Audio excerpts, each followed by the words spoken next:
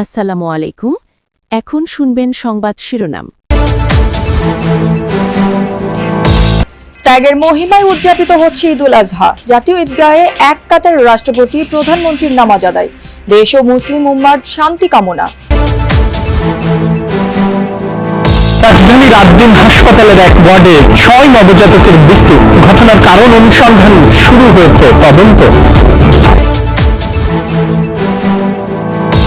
আল্লাহর সন্তুষ্টি লাভের আশায় পাড়া মহল্লায় পশু কোরবানি করছেন মুসল্লিরা। বর্জ্য অপসারণ এবং পরিষ্কার পরিচ্ছন্নতায় তৎপর কর্তৃপক্ষ।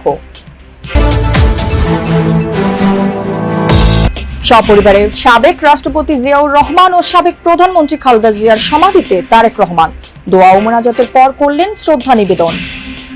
এখন শুনবেন বিস্তারিত।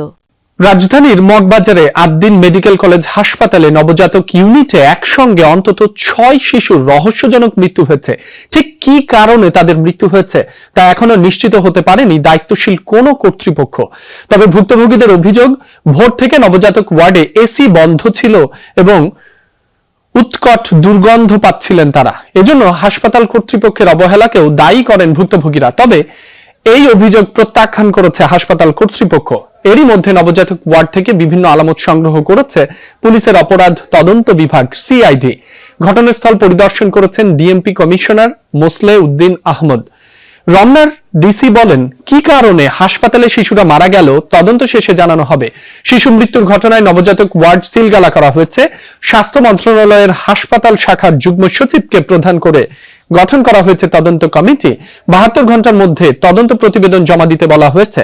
সংশ্লিষ্টদের গাফিলতি পাওয়া গেলে কঠোর ব্যবস্থা নেওয়ার আশ্বাস দিয়েছেন স্বাস্থ্যের ডিজি। অ্যাক্টিভিটিস ছাড়া আসলে এখন এই মুহূর্তে এখানে তেমন কোনো তদন্তের কোনো অগ্রগতি নেই। কোরবানির ত্যাগের মহিমায় সারা দেশে উদযাপিত হচ্ছে পবিত্র ঈদুল আজহা। জাতীয় ঈদগাহে অনুষ্ঠিত হলো পবিত্র ঈদুল আজহার প্রধান জামাত। সকাল 7:30টায় ঈদ জামাত অনুষ্ঠিত হয়। এতে অংশ নেন রাষ্ট্রপতি মোহাম্মদ শাহাবুদ্দিন ও প্রধানমন্ত্রী তারেক রহমান, ছিলেন প্রধান বিচারপতি সৈয়দ রেফাত আহমেদ। এছাড়া মন্ত্রী, আমলা সহ বিভিন্ন শ্রেণী পেশার প্রায় ৩৫,০০০ মুসল্লি অংশ নেন জামাতে।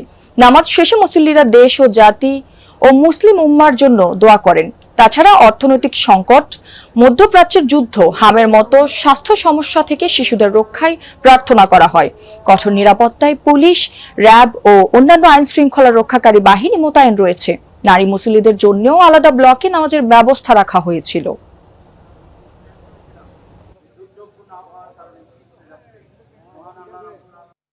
খেলাধুলা করবো, গরু জবাই দেখবো। ঈদ মানে খুশি, ঈদ মানে আনন্দ, সবাই মিলে একসাথে ঘোরাফেরা। পরিবার পরিজনের সাথে ঈদ করতে রাজধানী ছাড়ছেন নগরবাসী। বৃষ্টির মধ্যে বাস, ট্রেন ও লঞ্চে করে যে যেভাবে পারছেন ফিরছেন বাড়ি। সকালে রাজধানীর কমলাপুর রেল স্টেশনে কিছুটা যাত্রী ভিড় থাকলেও বেলা বাড়ার সাথে সাথে সেটি কমে এসেছে।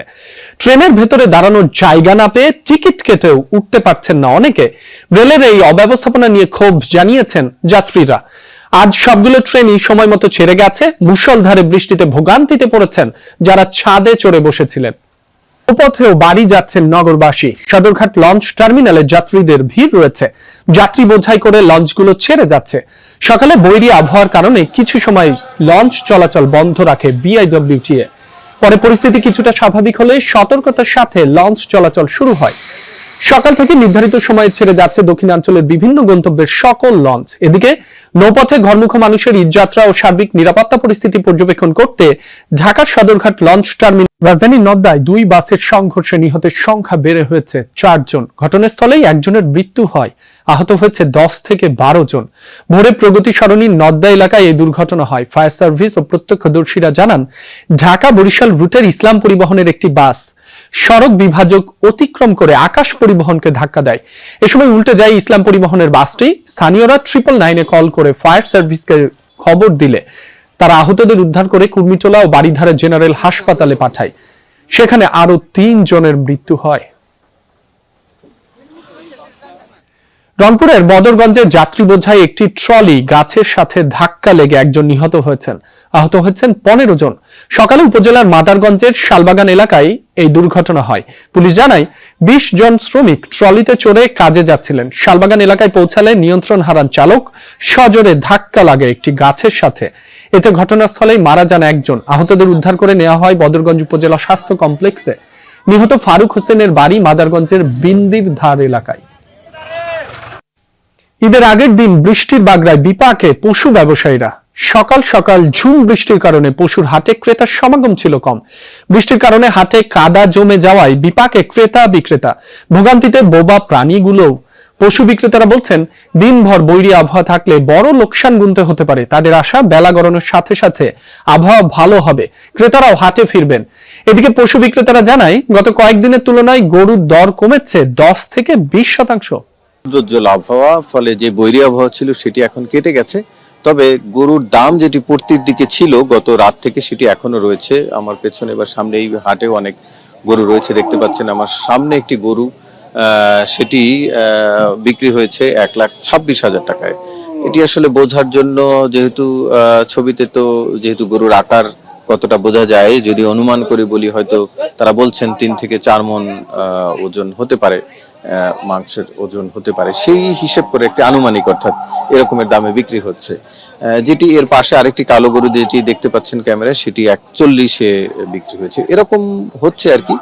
তবে বাজার মূল্য যেটি দেখা যাচ্ছে এর আগের, অর্থাৎ 1-2 দিন আগের তুলনায় অন্তত প্রতিটি গরুতেই 20 থেকে 30,000, বা ছোট গরুর ক্ষেত্রে হয়তো 10,000 টাকা কম বা 15,000 টাকা কমে বিক্রি হচ্ছে। বড় গরুর ক্ষেত্রে ক্রেতা তুলনামূলকভাবে কম। যেমন সামনের যে গরুটি দেখতে পাচ্ছেন, সেটি যিনি বিক্রেতা তিনি 2 লাখ পেলে বিক্রি করে দিবেন, কিন্তু সেই পরিমাণ দাম কেউ বলছেন না। এখন পর্যন্ত 1,60-70 পর্যন্ত উঠছেন এবং তিনি লস হবে বলে সেটি বিক্রি করছেন না। এমন পরিস্থিতি রয়েছে হাটে।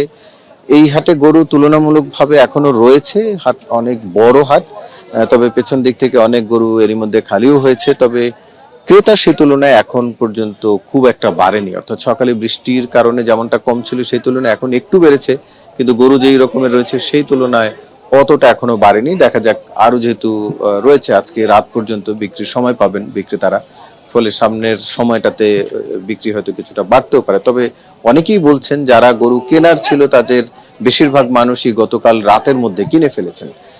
ফলে গরুর একটি যে বাজার পরিস্থিতি, সেটি এরই মধ্যে বোঝা গেছে। আমাদের কোরবানি পুরোপুরি শুদ্ধ হচ্ছে কিনা সবাই জানি। সামর্থ্যবানদের জন্য কোরবানি ইসলামের অবশ্য পালনীয় বিধানগুলোর অন্যতম একটি। ইসলামী চিন্তাবিদরা বলছেন, সামান্য ভুল বা অসচেতনতায় নষ্ট হতে পারে আপনার পবিত্র উদ্দেশ্য। রিয়াজ রায়হানের রিপোর্ট। এটা 1,42 দিয়ে কিনছি, হাসিল সারা। মোটামুটি দামের মধ্যে আলহামদুলিল্লাহ পেয়েছি, শুকরিয়া, আল্লাহ তাআলাই মিলাই দিছে। ক্রেতারাও আসছে, তারপরে আমরা কিনেছি, মাশাআল্লাহ আমরা জিতেছি। কোরবানির পশুর হাটের পরিচিত চিত্র এটি। কেউ খুশি, কেউ বেজার। কেউ বলছেন পশু কিনে জিতেছেন, কেউ আবার যা পেয়েছেন তাতেই খুশি। খামারিরাও আসলে তারা সারা বছর কষ্ট করে গরু বড় করে, তাদের তো একটা দাবি থাকেই।